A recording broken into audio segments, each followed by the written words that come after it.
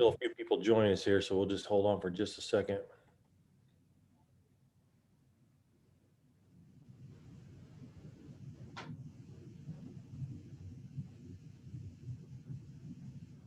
All right, I see Rod is ready. Okay. Everybody can record, ready to go. Appreciate it. Ken, do you mind if I get recording privileges? Sorry about that. Just joining from basketball. Thank you. Of course. No, you already got it. You have it. All right. Sam's too quick on the trigger. I can't beat her to the button. So appreciate it. Rod, you'll appreciate this. I have a puppy here too, so that's what she just barked, and so I'm going through the same thing you are right now. It's all right in the world then. All right. Well, we'll go ahead and open it up. We'll start with, and Coach, maybe you could kind of start with a little bit of a statement here, just what's going on with you. You're in a new role, and then we'll open for questions. Kind of what the last 24 hours maybe has been like, and that may answer a lot of the questions already. So we start with that. Yeah. Well, obviously it's been a lot of a range of emotions the last 24 hours for myself, our entire staff. It's as the day and the night goes by, the next day comes, and it's still raw. So a lot of emotions, a lot of, just some mixed feelings going on at the same time. We're trying to get our guys ready to play a very good football team in Penn State, and just trying to get back to work as usual through the week. So before I get going, I want to be redressed if I don't just say how much I'm honored, and it's been such a blessing to be able to have an opportunity to work with Lovie Smith, first class guy, first class coach, tremendous opportunity, and definitely a blessing of mine to have been able to be tied to the hip with him. So with that, I'll take your questions. All right, we'll start off Robert Rosenthal, Marley on deck, and Colin in the hole. So go ahead, Robert. Coach, I'm curious about some of the logistics, especially on defense for Saturday, without obviously a coordinator and a linebacker coach. Josh Whitman said that Lindsay would be coordinating the defense. Are you bringing GAs up to do anything else, or what specifically is being done for the defense? Correct. Jimmy Lindsay will be calling the defense. In the meantime, we're going to promote up a couple of the GAs analysts. Dylan Roney will take over with our defensive ends. He'll help with that. He's been working with those guys all year long anyway. Very sharp young man. Carson Hall will assume the linebacker position that was vacated by Miles. So he's been working with Miles all year as well, so he'll step in that role. And then Alir Amini will be taking over as the safeties coach. And once again, he's been working with Coach Smith in that same role, working with those guys all year long. So let me clarify. So two coaches, both Lovie and Miles Smith are gone, and you're bringing three GAs up to coaching level, or is there another coach who's not part of it? I should say it really is two. Dylan will stay in the GA role. He'll just have a more of a coaching role along with Jimmy Lindsay with the DN. So really we'll bring up two. Got it. And then on the offensive side, with you having head coach duties, are you changing anything else about how that's going about? Yeah, we're gonna move up Mike D'Angelo, who's been working with me as an analyst with the quarterbacks. He'll step into a full-time role here, taking on helping me with the quarterbacks to kind of help alleviate some of the duties I have with them to go along with the other stuff that I now have to take on. Okay, thanks. All right, Marley, you're up. Colin, you're on deck. Coach, can't imagine what these last couple hours have been like for you. How do you go about rallying the troops with your staff and your team and just trying to pick up the pieces here emotionally and get ready for a football game this week? Yeah, great question. You're 100% right. It is emotional. It's a roller coaster. It's one of those things, though, that we understand the job that we signed up for. That's the profession. And sometimes you get a change of plans. You don't want it, but at the same time, it happens. But our first and foremost job here is to these young men, these student athletes that are here on this football team and at this university. And that's to represent them. That's to be able to support them, coach them, and finish this thing out. And, I met with the team this morning and told them we're here for them. And, even though there's a chance there's some coaches may or may not be around, we're here for them. We're here for the kids, and we will make sure we do our damnedest to allow them to finish this thing up. Thank you. Thank you. Hey, Colin, you're up. Joey Wagner on deck. Hey, Rod. Excuse me. Without obviously going into complete details about what you and Josh talked about yesterday and the other assistant coaches, I mean, what was the tone of that conversation like? And as far as expecting it, I mean, I know you don't never necessarily expect something like this, but what was the immediate reaction to Lovie being let go? I mean, is it something that you had any inkling might be on the horizon? Well, I mean, that would be a conversation that'll be between us. I mean, I don't want to let out Coach Smith's business or any for that matter. Obviously, anytime that type of conversation happens, there's shock, there's disappointment. So all the above. But yeah, it's just it's part of the deal, unfortunately. And you take it in stride and you can recompose yourself and then go back to work and finish your job that's at hand. And you said you talked to the guys this morning. What was that conversation like as well? Again, without revealing total details about it, just how did you feel like the guys responded to what you told them this morning?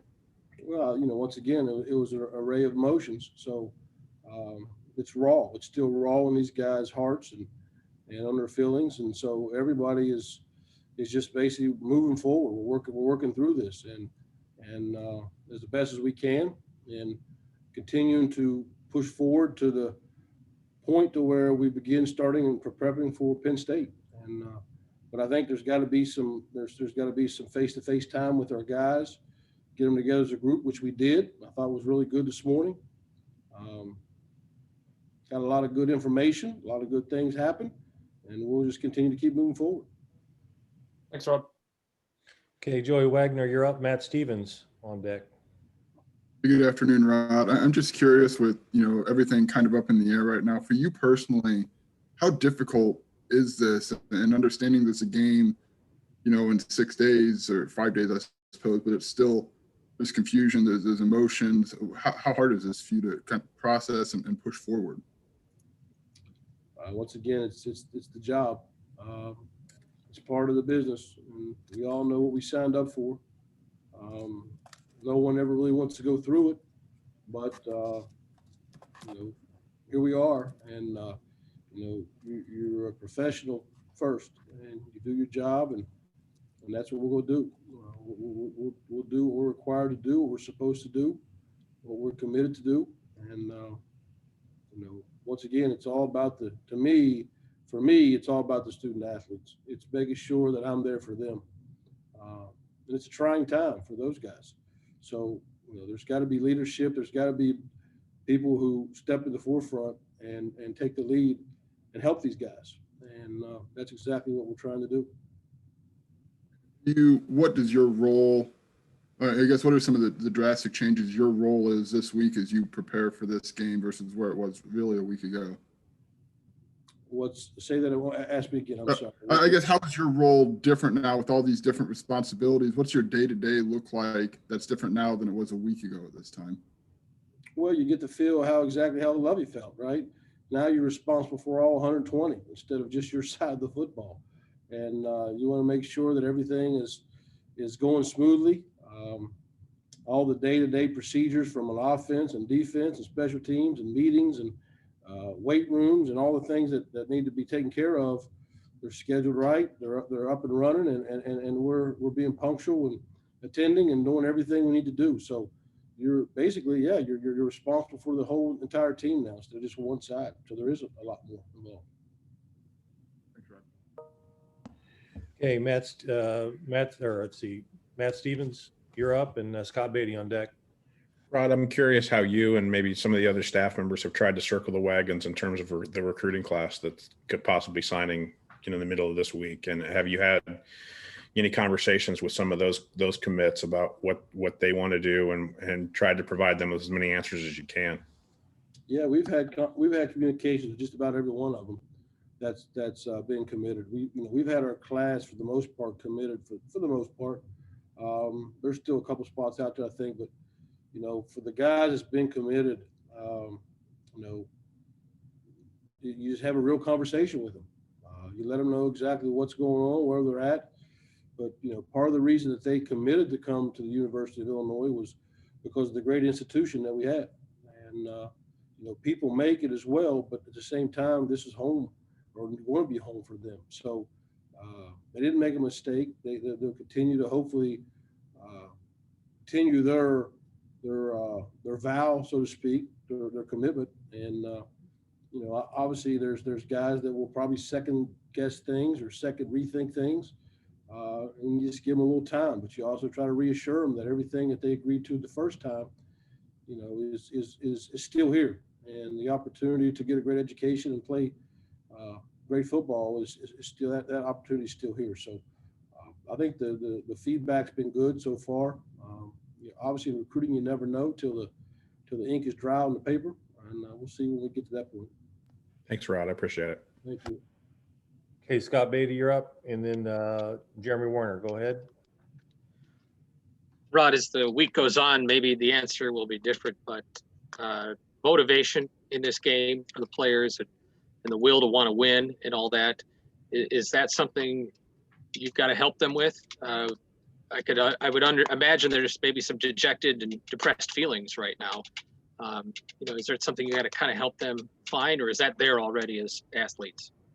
No, I think it's our job to help them through this process. I mean, there's no sugarcoating it. It's an emotional time for these guys.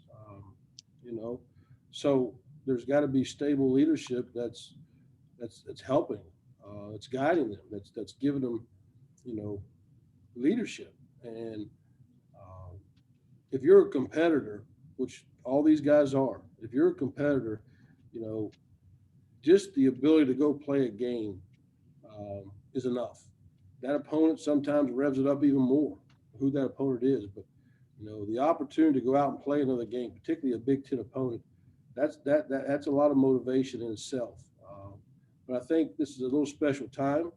It's a little different for them, obviously, and so it's our job to try to step in and help facilitate some more of that, and just let them know. My job. I told them I put my arms around them this morning. I'm here for you, and we're going to get through this together, and we're going to make the most of it. And if we got one more ride together, then we're going to ride. If it's more than that, then it is what it is. But right now, they have the opportunity to go out and play one more Big Ten team, and to me, that should be motivation enough. Could you also speak to the preparation for Penn State in particular? You didn't learn that they were your opponent until yesterday, on top of everything else. Is that more challenging to get ready? Were you already prepping for them in case? How does the preparation go? No, we just found out yesterday. Yeah, I'm So like yesterday was 99.9. I think it was yesterday. I can't remember. The days are starting to run together. I think it was yesterday. It was either yesterday or the day before. I think it was yesterday we found out, Sunday. Yeah, so found out then and began immediately start watching them and prepping them, throughout the course of the day. Obviously, we had some interruptions, but you started prepping on them yesterday. Okay, Jeremy Warner, you're up. Bob Osmussen on deck. Hey, Rod. Good afternoon. I'm just wondering, as you look back at your time at Illinois, a chance to be an offensive coordinator, what did you gain out of this? And I know it's probably weird to be thinking about that now, but what was this opportunity like for you? Well, I'm forever indebted to Lovie Smith. He gave me an opportunity to come in and run an entire offense and be in charge, and learned a lot from him. learned a lot of, learned a lot of my shortcomings, and what I need to get better at, and learned a lot of how to do things as well. So I'm forever indebted to him. He was nothing but first class to me, and it was a true honor, to be honest with you. So it's been really good for the last 3 years to be able to work with the staff and with our players. In going into this game, do you try to keep it lighter? Do you try and do anything as a coach, play caller, that just to make this fun for the guys? I don't know. That's legit. Well, I mean, we're going to try to make practice fun. We're going to try to. I mean, we always try to do that, but we're going to try to make it more fun if we can. Basically, you treat this as your bowl game is what you do, because you never know. You never know if you're going to make a bowl or not. You have to wait and see, and the way bowl games are getting canceled and all those type of things. So you treat it like it is a bowl game, and you go out and we're going to try to attack it as hard as we can and prepare, and let these guys go out and play and have fun. Thank you, Rob. Thanks. Okay, Bob, you're up, and then Nico on deck. Coach, have you been through this kind of situation before? Have you been kind of in an interim situation or a situation when you guys, weren't sure what was going to happen next? I've never been in an interim situation where I was the interim. I've been in a situation where there's been a coach that I worked with had left and taken another job, so there was a interim for a bowl game. The other ones, I mean, no, this would be a first. Okay, so there's no like blueprint on how you do this, right? For me, no, but I mean, obviously, I've been around a lot of guys who I think that are very good head football coaches, and to watch how they've operated and managed and run programs, and also too, you lean on colleagues and ask for advice. How would you handle certain things, and just kind of gather knowledge. And most of it's common sense. Most of it's stuff that you've been doing for a long time. It's being a leader of men. And if you can lead men and you can get guys to follow you, then you'll have a shot to be pretty successful. Thanks, Coach. Thank you. Okay, Nico, you're up. Doug Bouchon on deck. Hey, Rod, over your coaching career, you've worked your way up to offensive coordinator on that side of the football. I'm just curious, is head coaching something that you'd like to do in the future? And if so, have you had a moment to maybe realize that this is, maybe not the circumstance you wanted, but an exciting opportunity for you? Yeah, I mean, obviously, I'd love the opportunity to be a head coach at some point. It's always been a lifelong goal and dream of mine. So I knew ever since I've been young and little that I wanted to be a coach. Grew up with my father's a head football coach. We would grow up in high school. So I knew this is what I wanted to do. It's been around me my whole career. So absolutely, it's been a goal. Is this the opportunity? Well, I wouldn't say this is the most ideal opportunity that you're looking forward to, but at the same time, you take every opportunity you get and you try to make the most of it. And that's exactly what we'll do with this one. Thanks, Rod. Good luck this week. Thanks. Okay, Bob, you're up, and then Joey has one follow-up. Go ahead, Doug. Hi, Coach. Obviously, you got a unique perspective now on recruiting at Illinois. Can you just talk to, over the last 3 years, what some of your selling points were about this program, and then what some of the challenges were about trying to sell Illinois football to the recruits? Yeah, I think, our selling point, I know offensively, we try to talk to guys about coming in, buying into a vision, to Coach Lovie Smith's vision, and that was developing a man first. And when you develop the man, you develop the player later. It will come about. And so we were about that. It's about making sure you had men of high character, high class. So when you went out and you taught the kids, you sold them how we're going to tell your mom and dads how we're going to develop your son to be a young man, to be a great husband and father one of these days.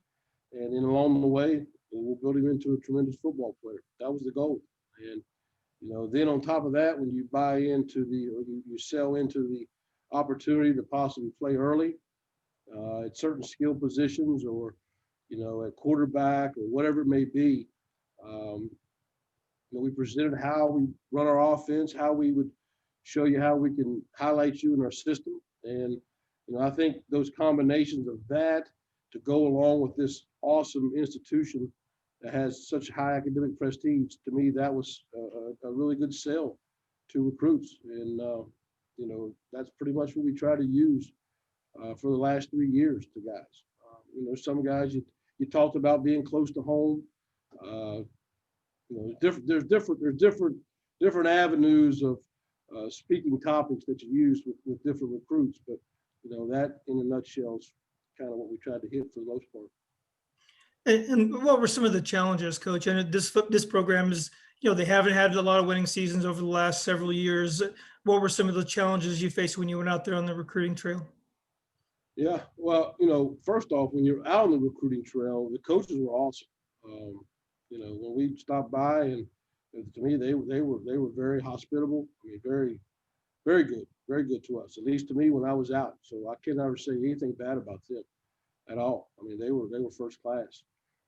Obviously there was challenges of trying to keep certain guys in state that we would try to prioritize and thought we need to try to keep these guys. And there was a history of unfortunately of some guys leaving, and for whatever reason, I'm sure every person has their own reason for doing that. But I know that was an area of we tried to how can we get these guys to stay in and play for your flagship school. And I thought at times we were trying to get closer to that. I know there was a big run on the St. Louis area when I first got here, and so I thought we was going to start to make strides in that. And for whatever reason, it didn't. But that was probably the biggest hurdle I would think that we had, because I thought we did pretty well in outside in Florida and different areas, Texas and stuff like that. So,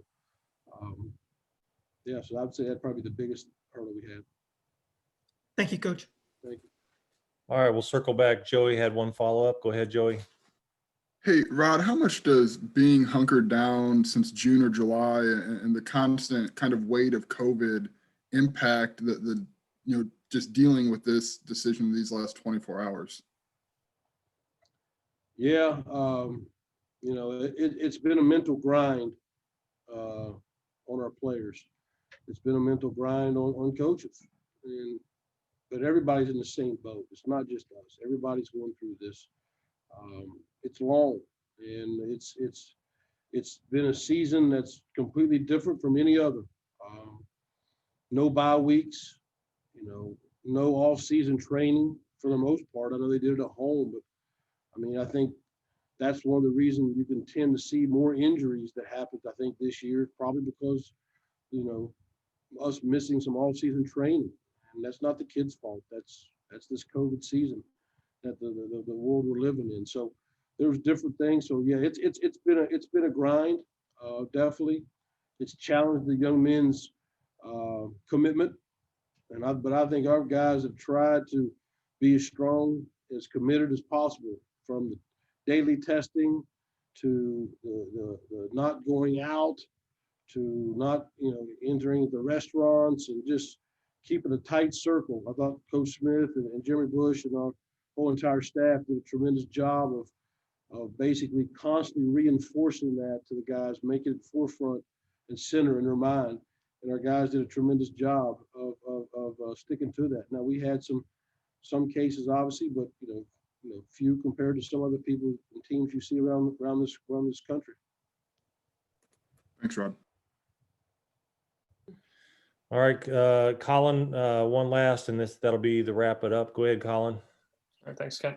Rod, just building off what Joey said regarding the pandemic, Josh mentioned to us yesterday how tough it was to kind of evaluate this team because of COVID and all the challenges it's thrown at it. As a coach, obviously, you never want to see a change like this, but how tough does it make it for you to see Lovie being let go during a situation like this, where it's probably really tough to actually evaluate just what this team is capable of given all the wrenches that have been thrown in the works for you guys? It's tough. I mean, if you're a competitor, then you never want to be on this end of the axe per se. So it's tough. I mean, it's tough. It's a tough pill to swallow. It's a tough deal to rack your brain around, particularly in a season like this. But at the same time, once again, we all decided to be college football coaches. We knew what the territory was and what comes with it and how it can come. So to go roll with the punches and keep moving forward. Thanks, Rob. All right. Thank you, Rod. Appreciate your